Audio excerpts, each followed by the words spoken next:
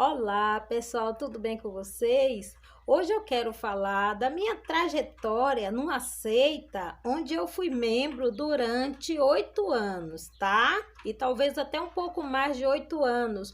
Hoje eu vou contar para vocês do que eu vi, do que eu vi, pelo que eu passei durante aqueles longos 8 anos dentro daquela seita.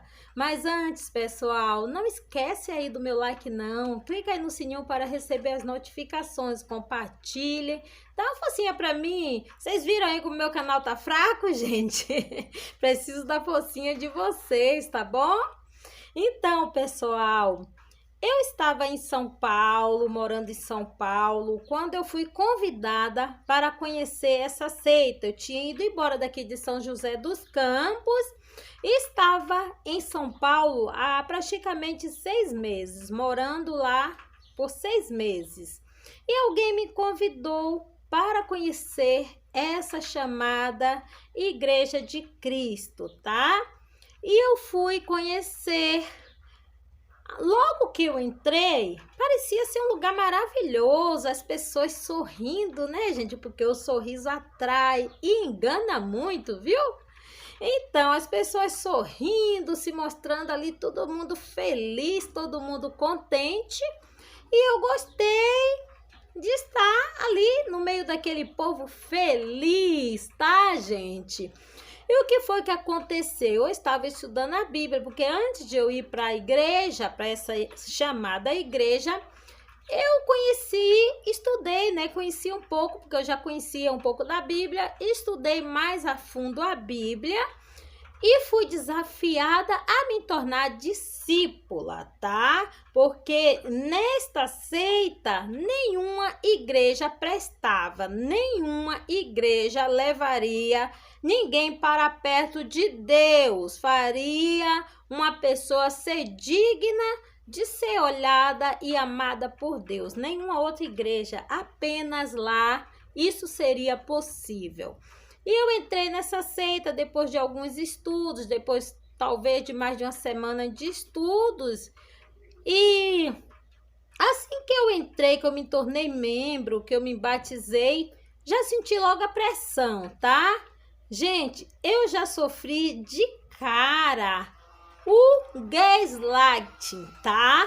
E o narcisista, eles não mudam assim as suas práticas de manipulação, eles repetem, né? Eles faziam desse jeito. Se você reclamasse de alguma coisa, ou se você não tivesse bem e de repente não comparecesse ali no compromisso diário, gente, os líderes não faziam diariamente aquele trabalho de evangelismo, mas os membros, principalmente aqueles novos, discípulos novos, ficavam em cima, iguais urubus, tá? A pessoa não podia nem respirar sem a ordem deles.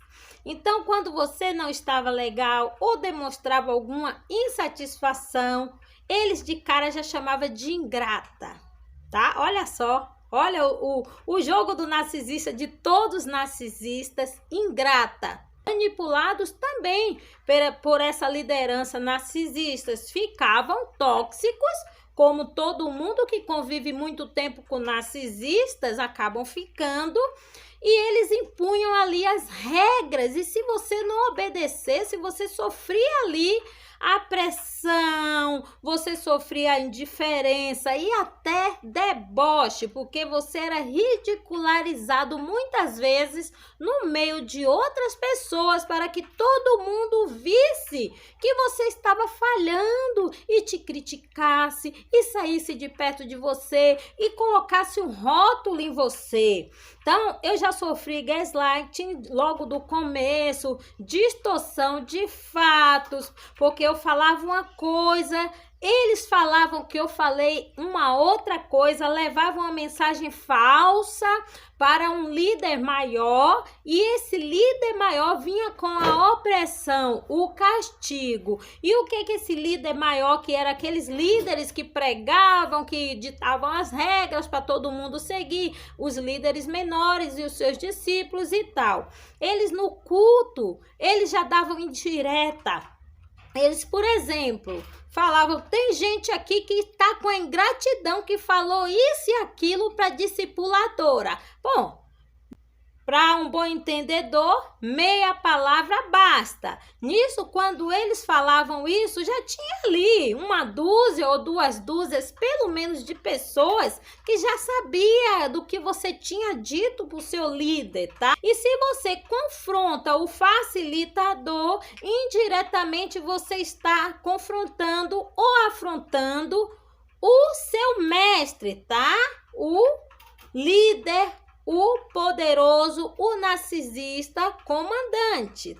Então, você ficava ridicularizado no meio de um monte de pessoas. Vocês estão me entendendo? Eu passei por isso. Por exemplo, quando eles queriam castigar a sua vítima rebelde, no meu caso, que eu era rebelde, eu queria entender certas coisas que ficavam por debaixo do pano, que eles ludibriavam, que eles enrolavam, que eles não esclareciam. Então eu fiquei como rebelde, eu questionava, eu reclamava quando eu não concordava com alguma coisa. A convivência com o narcisista, você não pode ser você. Então, cada vez que eu fazia alguma coisa ou falava alguma verdade, porque eu falava verdade, eles não queriam ouvir, porque afinal de contas eram narcisistas. Aí o que eles faziam? Às vezes, eu estava servindo, por exemplo, vou dar um exemplo aqui que eu me lembro que aconteceu direitinho, que uma vez eu estava servindo a ceia.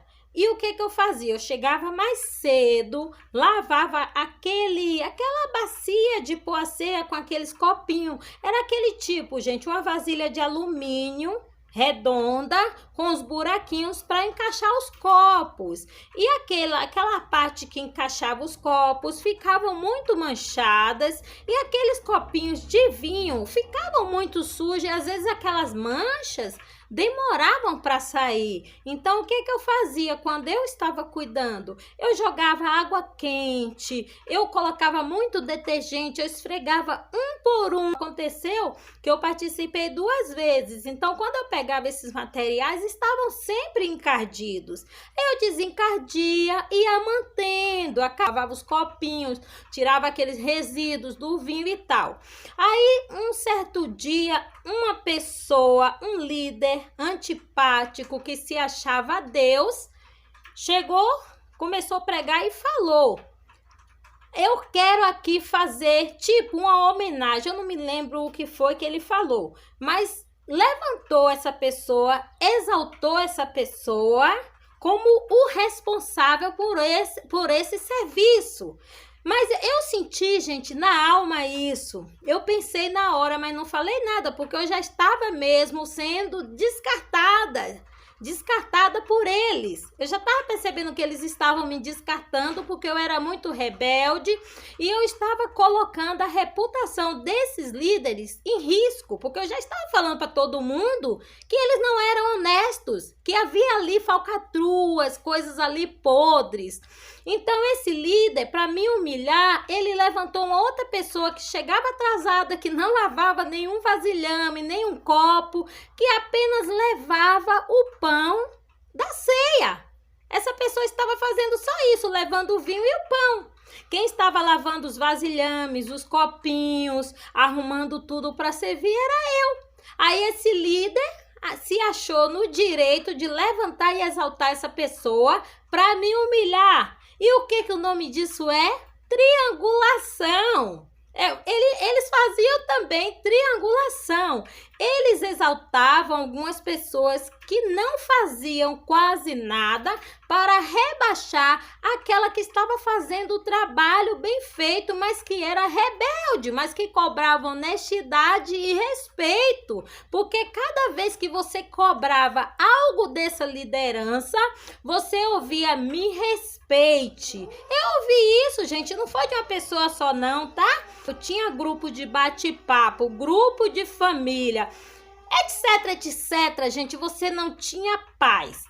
Depois de alguns anos, gente, quando estava assim faltando um ano para eu sair daquele inferno, para vir à tona toda a sujeira, já estava diminuindo a pressão, eles já tinham mudado um pouco, porque eles já estavam se sentindo meio acuados, tá?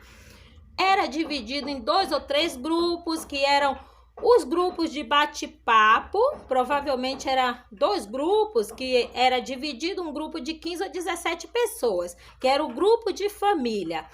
Aí essas pessoas que cuidavam do grupo de família, elas chegavam assim para as pessoas que julgavam que eram rebeldes, porque eram pessoas que desafiavam, que mostravam que estavam vendo os erros, que estava enxergando ali alguma podridão, alguma coisa embaixo do tapete.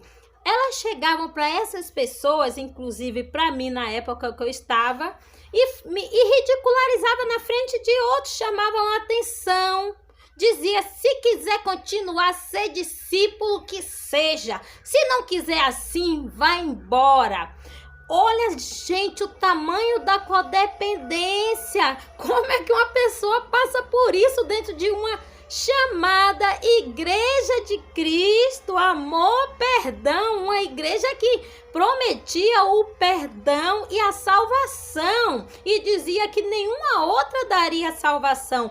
Olha o grau de codependência de uma pessoa que entra nessa seita e se deixa liderar por pessoas desse nível, frias, sem respeito e manipuladoras.